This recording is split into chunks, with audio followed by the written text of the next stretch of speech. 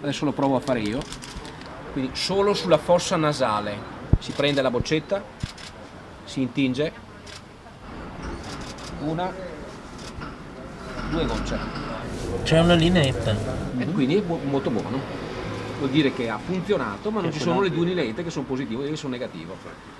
Eccolo il test rapido di ultima generazione. Da oggi, con la firma tra Federfarma, azienda produttrice e distributore, sarà possibile impiegarlo nelle farmacie, 200 al momento in tutto il Veneto, che hanno aderito all'accordo con la Regione siglato 2 settimane fa. Il servizio è rivolto a tutti quei cittadini che vogliono usufruirne in regime privatistico a un prezzo calmierato che abbiamo concordato con la Regione, che è di 26 euro, e è sufficiente prenotare il servizio in farmacia. Si effettua con un tampone rapido nasale e con una risposta immediata. Ad oggi sono circa 5.000 i tamponi eseguiti nelle farmacie che ora con il nuovo metodo potranno incrementare il servizio.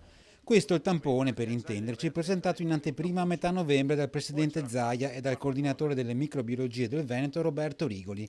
Così semplice e veloce da fare che fu subito etichettato come test fai da te. È un test praticamente approvato, è un test che praticamente sarà l'unico che arriverà presto in autodiagnosi. Ma l'autodiagnosi, ovvero la possibilità di farsi il test da soli, magari a casa propria, è ancora al vaglio dell'Istituto Superiore di Sanità.